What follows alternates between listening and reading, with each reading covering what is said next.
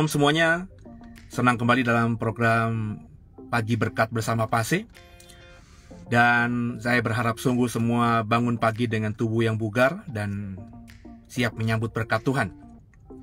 Dan sambil saya menemani saudara menyiapkan hari ini, beberapa saudara mungkin sudah dalam perjalanan menuju tempat kerja dan aktivitas. Saya ingin membagikan kebenaran firman Tuhan yang saya ambil dari surat Yakobus pasal yang pertama, ayat yang kelima. Saya akan membacakannya untuk saudara menggunakan versi terjemahan baru 2. Yakobus 1 ayat yang kelima. Namun apabila di antara kamu ada yang kurang berhikmat, hendaklah ia memintanya kepada Allah yang memberikan kepada semua orang dengan murah hati tanpa mencela, maka hal itu akan diberikan kepadanya. Saya ulangi sekali lagi. Namun apabila di antara kamu ada yang kurang berhikmat, hendaklah ia memintanya kepada Allah yang memberikannya kepada semua orang dengan murah hati tanpa mencela, maka hal itu akan diberikan kepadanya. Sangat jelas, Yakobus mengatakan kepada kita bahwa ada beberapa kita yang kurang berhikmat. Ini harus diakui dulu oleh setiap kita, Bapak Ibu. Hikmat ini yang dimaksudkan Yakobus itu bukan hikmat yang didapatkan dari Bapak Ibu misalnya mengikuti pembelajaran secara akademis begitu. Misalnya Bapak Ibu menyelesaikan SD, SMP, SMA, kuliah strata 1, strata 2, strata 3, atau bahkan beberapa ibu dapat anugerah Tuhan, diberikan kesempatan Tuhan bisa memperoleh gelar kehormatan akademis profesor, guru besar. Hikmat yang dimaksudkan Yakobus bukan yang seperti itu. Jadi tolong dipahami bahwa hikmat yang disampaikan Yakobus dalam pasal 1 ayat 5 tadi bukan hikmat yang diperoleh bersamaan dengan seberapa tinggi ilmu pengetahuan atau pemahaman saudara akan sesuatu. Jadi maksud saya, saudara punya gelar S1, S2, S3. Saya ngomongin diri saya misalnya ya. Atau teman-teman saya yang mendalami teologi dan punya gelar sarjana teologi, master teologi, bahkan doktor teologi. Itu tidak serta-merta kita-kita yang punya gelar itu di belakang nama kita itu punya hikmat yang dimaksudkan oleh Yakobus ini. Kenapa saya berani berkata demikian? Karena kalau kita membaca, izinkan saya membaca lagi buat saudara, Yakobus pasal yang ketiga, ayat yang ke-14 dan 15 ya. Juga ayat yang ke-16. Saya baca buat saudara ya, dengan versi terjemahan baru 2. Jika kamu menaruh perasaan iri hati dan mementingkan diri sendiri, janganlah memegahkan diri dan janganlah berdosa melawan kebenaran. Ayat 15, Yakobus pasal 3. Hikmat seperti itu tidak datang dari atas, tetapi dari dunia, dari nafsu manusia, dari setan.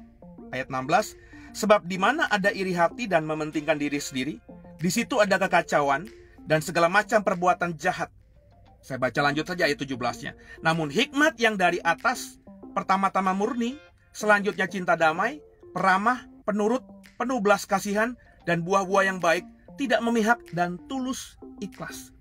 Jadi rupanya Yakobus dengan hikmat yang didapatkannya, dia bisa menjelaskan dan mengajarkan kepada kita hari ini bahwa ada hikmat yang datangnya dari atas dan ada hikmat yang datangnya bukan dari atas. Dari atas itu maksudnya dari Tuhan, pemberian Tuhan. Makanya tadi kalau kita membaca Yakobus 1 ayat yang 5, apabila kamu kekurangan hikmat, hendaklah ia memintanya kepada Allah yang memberikan kepada semua orang dengan murah hati tanpa mencela. Itu kenapa saya selalu berkata, ayolah saudara, jangan sombong, jangan keraskan hati. Mentang-mentang saudara punya segalanya, mentang-mentang ada banyak titel, gelar akademis di belakang nama kita, terus dengan serta-merta kau berkata kau akan punya hikmat dari atas. Tidak, kau mungkin punya hikmat, tapi hikmat yang dari bawah.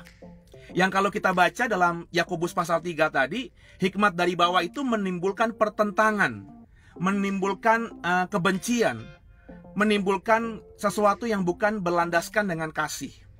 Itulah yang dikatakan oleh Yakobus pasal 3 tadi. Jadi Bapak Ibu, mulailah sekarang ini kita merendahkan hati dan meminta hikmat yang dari atas, from above, supaya Bapak Ibu itu benar-benar memiliki hati, memiliki pikiran, hati dan pikiran Kristus. Salah satu tokoh yang selalu saya katakan sebagai contoh konkret dari orang yang meminta hikmat dari atas itu adalah Raja Salomo. Bapak Ibu, meskipun dia masih kanak-kanak, tapi dia sudah diurapi sebagai raja. Tahta kerajaan Yehuda sudah ada di atas dirinya, didudukinya. Bukan saja Yehuda ya, tapi Israel. Nah saudara, tapi meskipun dia punya hikmat, tentu punya hikmat ini hikmat yang dari bawah karena dia punya kekuasaan. Meskipun dia masih usia kanak-kanak, tapi dia raja, tentu orang-orang lain yang lebih tua mungkin, yang lebih pintar mungkin akan jiper dalam bahasa Jakartanya, akan respect gitu. Karena mereka sedang berhadapan bukan semata kepada anak kecil, tapi Raja Israel. Jadi yang saya mau katakan, Salomo meskipun dia sudah punya hikmat dari dunia, dia merasa bahwa itu yang sesuatu yang bukan dia harapkan. Makanya ketika Tuhan di Gibeon, ya kalau Bapak Ibu membaca nanti sejarah Salomo di Gibeon itu Tuhan datang kepada Salomo dan bertanya, apa yang kau inginkan akan kuberikan kepadamu. Salomo tidak minta hal-hal yang lain, tapi Salomo minta hikmat yang dari atas itu, hikmat yang dari Tuhan itu. Dan ketika Tuhan merasa bahwa apa yang diminta oleh Salomo itu baik, maka Tuhan tambahkan semuanya. Jadi saya bisa simpulkan saudara, jika Bapak Ibu merendahkan hati hari ini, lepas siapapun saudara, sepintar apapun saudara, sekeren apapun saudara, saudara harus sadar bahwa saudara adalah orang-orang yang butuh hikmat itu. Maka rendahkan hatimu, rendahkan dirimu di hari ini. Ini hari Kamis, ya, Kamis pagi waktu di Indonesia Barat. Saya habis drop anak saya sekolah, saya mampir dulu di tempat parkirnya untuk rekam ini atau live ini untuk bisa jadi berkat buat saudara. Saudara minta hikmat itu dari atas. Ketika Salomo minta hikmat itu dan mendapatkannya, maka kita dapat informasi bahwa Salomo bukan saja akan menjadi orang yang luar biasa, tapi diberkati Tuhan lebih dahsyat lagi karena apa yang tidak dimintanya diberikan dan ditambahkan Tuhan kepadanya. Dalam bahasa Perjanjian Baru, carilah dulu kerajaan Allah dan kebenarannya, maka semuanya ditambahkan dalam hidupmu. Maka saya boleh dong menafsirkan bahwa hikmat yang diminta Salomo, hikmat yang dari atas itu adalah kerajaan Allah dan kebenarannya. Ketika kita hari ini, di Kamis pagi ini, memulai hari dengan meminta hikmat dari atas, meminta hikmat dari Tuhan, meminta dan mencari kerajaan Allah dan kebenarannya, memulai pagi dengan baik, dengan benar, seperti yang Tuhan inginkan, maka Tuhan akan disenangkan dengan hal itu. Maka Tuhan akan memberikan hikmat itu kepada kita, memberikan kerajaan Allah dan kebenarannya itu kepada kita. Dan selanjutnya kita akan mendapatkan semuanya yang tidak kita minta. Semuanya ditambahkan dalam hidup kita. Apa yang tidak pernah kau lihat, apa yang tidak pernah kau dengar, apa yang tidak timbul dalam hati itu akan diberikannya kepada kita. Maka pagi hari ini, saudara sudah mendapatkan rahasia berkat dan anugerah dari Tuhan. Saya sudah membagikannya kepada saudara. Sudahkah memulai pagi ini dengan meminta hikmat yang benar yang datangnya dari atas? Kalau kita sudah kerjakan, saya berani pastikan hidupmu akan penuh dengan damai sejahtera. Sebab apa yang tidak pernah kau pikirkan, yang tidak pernah timbul dalam hati, bahkan akan diberikannya kepadamu. Semuanya ditambahkan dalam hidup kita. Salomo menjadi contoh konkret di mana seorang meminta hikmat kepada Tuhan dan ditambahkan segalanya. Salomo bukan saja penuh hikmat, tapi orang yang terkaya dan bisa jadi berkat bagi banyak orang. Semoga saudara memahami ini, mau mengerjakannya dengan rendah hati, dan ujilah Tuhan, maka Tuhan akan pasti menunjukkan kebenarannya. Selamat beraktivitas. Doa saya semua diberkati. Dan sebelum saya akhiri, izinkan saya untuk berdoa buat saudara. Bapak yang baik, terima kasih buat pagi hari ini. Kami sudah mendapatkan informasi Alkitab tentang pentingnya hikmat dari atas. Bahwa hikmat dari atas itu bukan serta-merta kami dapatkan dari titel, dari pengetahuan yang kami dapatkan di bumi ini. Tapi hikmat dari atas itu bisa kami dapatkan hanya kalau kami meminta kepada Tuhan. Kisah Salomo membuktikan itu. Yakobus pasal 1 ayat 5 menjelaskan itu. bahwa ketika kami minta hikmat itu, maka hikmat itu akan diberikan Tuhan kepada kami dan hidup kami akan diberkati.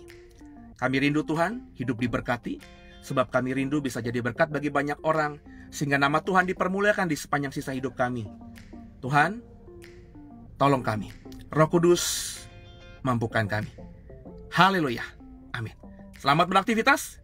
Sambutlah berkat Tuhan yang luar biasa dengan terlebih dahulu ingat mencari hikmat dari Tuhan.